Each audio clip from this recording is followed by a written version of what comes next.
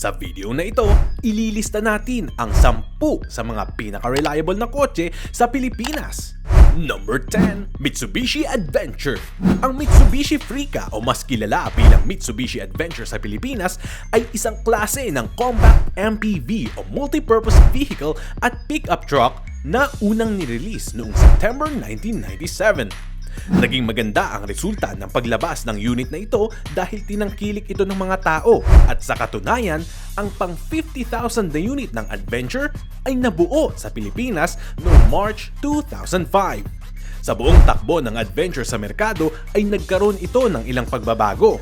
Ang mga unit nito sa bansa ay nagkaroon ng major redesign taong 2001 at 2004. Nagkaroon din ito ng kaunting facelift noong 2009 at binago ang disenyo ng taillight nito taong 2017. Ang isa sa mga pinakakilala at tinatawag na basic base model ay ang Adventure GX na inilabas taong 2006. Marami silang tawag sa Mitsubishi Adventure gaya ng dependable, bulletproof, crude at ang lahat ng ito ay sumasalamin sa mga kakayahan ng mga Pilipino gaya ng resilience, reliability at readiness. Taong 2014 ay naitala na halos 100,000 units ang naibenta ng brand. Masasabing angat ang reliability nito dahil napasama pa ang sasakyan sa best-selling nameplates noong February 2017.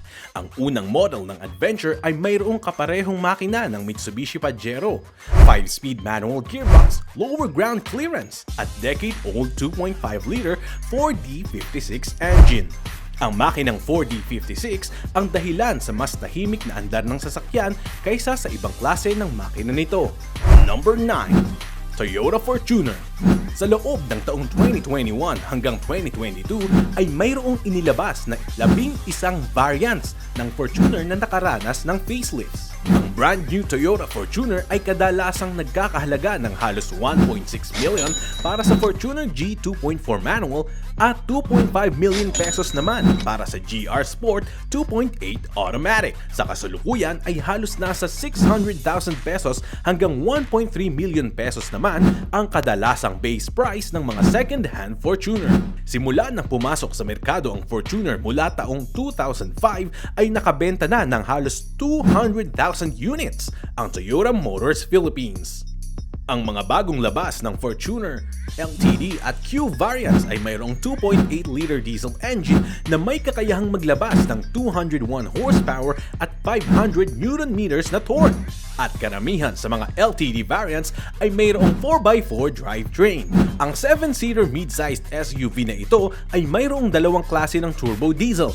Nakakabit dito ang 6-speed automatic gearbox at 6-speed manual naman para sa mga base model. Masasabing reliable ang sasakyang ito sa anumang biyahe dahil sa ganda ng klase ng makina na inilagay rito. At kung maaalagaan lamang ng tama ay siguradong tatagal ang serbisyo ng sasakyan sa inyong buhay.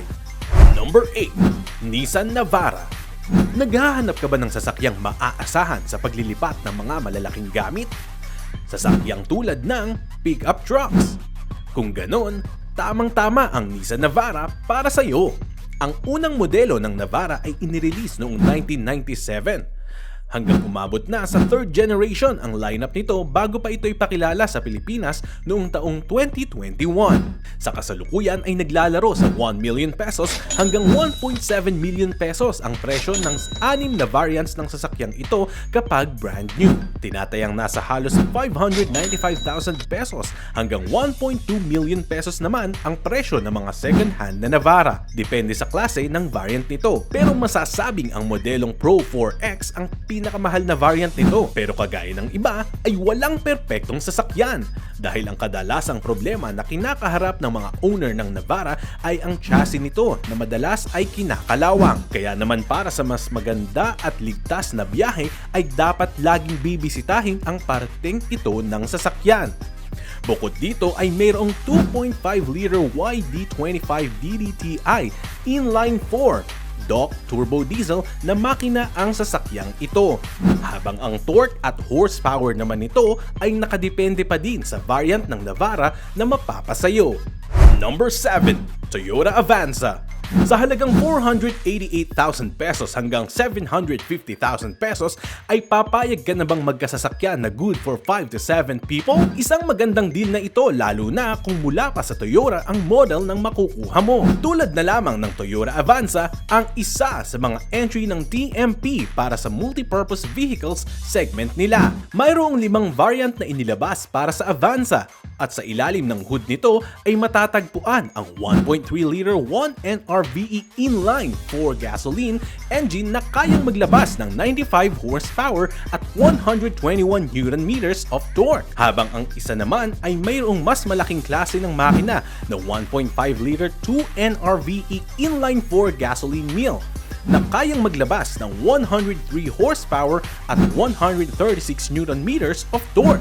Mayroon ding dalawang transmission na ino-offer ang Avanza, ang 5-speed manual at 4-speed automatic. Kumpara sa ibang modelo, ang Avanza ay mas maliit, mas magaan at convenient din ang front engine rear drive nito dahil sa pagkakahawig nito sa tamaraw. Kung magandang takbo lang ng sasakyan ang hanap mo, ay sa Toyota Avanza ka na dahil sa magagandang feedback tungkol sa tibay at serbisyo na inilalabas ng mga owners nito. Number 6. Toyota Wigo. Isa muling sasakyan mula sa Toyota Motors Philippines, ang Toyota Wigo. Sa 4 na variant na inilabas ng Toyota para sa Wigo ay iisang makina lamang ang ginamit nila para sa mga ito. Ang 1.0-liter 3-cylinder gasoline engine na kayang maglabas ng 65 horsepower at 89 Nm na torque at mayroon din itong kapares na 5-speed manual o 4-speed automatic transmission. Depende sa magugustuhan mong variant ng sasakyan. Sa katunayan, ang brand new ng Wigo ay naglalaro lamang sa halagang 500,000 pesos hanggang 700,000 pesos. Kaya naman paniguradong makakahanap ka pa ng mga second hand nito sa mas murang halaga.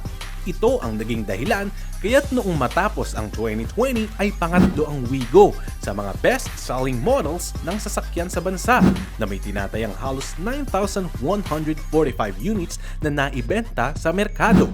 Masasabi man nating mumurahin ang ilang pyesa sa loob ng Wigo ay dekalidad naman ang takbo at tibay nito. Bukod pa rito ay swak na swak ang mga murang pyesa at halaga ng sasakyan para sa mga Pilipino na nagtitipid dahil sa budget-friendly na presyo nito. Number 5. Nissan Almera. Panibagong sasakyan na naman mula sa Nissan. Isang abot-kayang sasakyan at ang second-hand price ng sasakyang ito ay kadalasang naglalaro lamang sa halagang 350,000 hanggang 500,000 pesos. Sulit na sulit, di ba? Para sa 5 tao na nasa loob ng sasakyan. Ang 4th generation ng Almera ay ipinakilala sa bansa noong October 2021 at ito ang kauna-unahang sedan na nag-offer ng Nissan Intelligent Mobility na siyang mag-a-assist sa mga driver nito. Kung reliability lang naman ang usapan, tulad ng ibang Japanese manufacturers ay maganda ang reputasyon ng Nissan sa kanilang mga inilalabas na modelo ng sasakyan. Kaya naman tunay na maaasahan ang Almera kahit pa second hand lamang ito. Kailangan mo lamang maging mabusi sa pagpili ng variant at alamin kung ano na ang pinagdadaan ng pagpapagawa nito bago mo kunin. Ang mga 4th gen na Almera ay mayroong 1.0-liter inline 3 turbocharged gasoline engine na kayang maglabas ng 98 horsepower.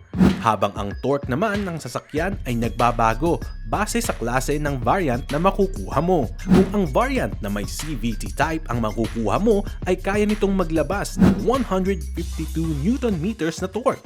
At kung ang MT variant naman ang makukuha mo ay may kakayahan itong umabot sa 160 Nm na torque. Number 4. Mitsubishi Mirage G4. Sa mataas na ratings ng Mitsubishi dahil sa kanilang reliability ay hindi maipagkakaila na maganda ang serbisyong na ibibigay nila para sa kanilang mga car owners. Ang subcompact sedan na ito ay nagkakahalaga ng halos 770,000 pesos hanggang 930,000 pesos para sa mga brand new na unit nito. At hindi naman lalayo ang second-hand value nito sa halagang 438,000 pesos hanggang 600,000 pesos sa merkado. At katulad ng counterpart nito na Mirage hatchback, sa ilalim ng hood nito ay mayroon itong 1.2-liter inline-3 gasoline engine MIVEC o MIVEC engine na may kakayahang maglabas ng 77 horsepower at 100 Nm na torque. Sa kasalukuyan ay mayroong 4 na variant ng Mirage G4 sa bansa. At ngayong taong 2022 lamang ay ipinakilala ang limited edition na Mirage GS GLS Sport. At dahil sa magandang wheelbase ng Mirage, nagbibigay ito ng maluwag na legroom sa sasakyan na swak para sa 5 pasahero. Talaga namang pasok na pasok ito para sa mga mahahabang biyahe dahil maiiwasan ang pangangalay ng mga pasahero sa loob nito. Number 3. Toyota Vios. Kung usapang sasakyan naman na pwede mong i-drive sa pang-araw-araw na biyahe papasok sa trabaho, ay tamang-tama ang Toyota Vios para sa iyo.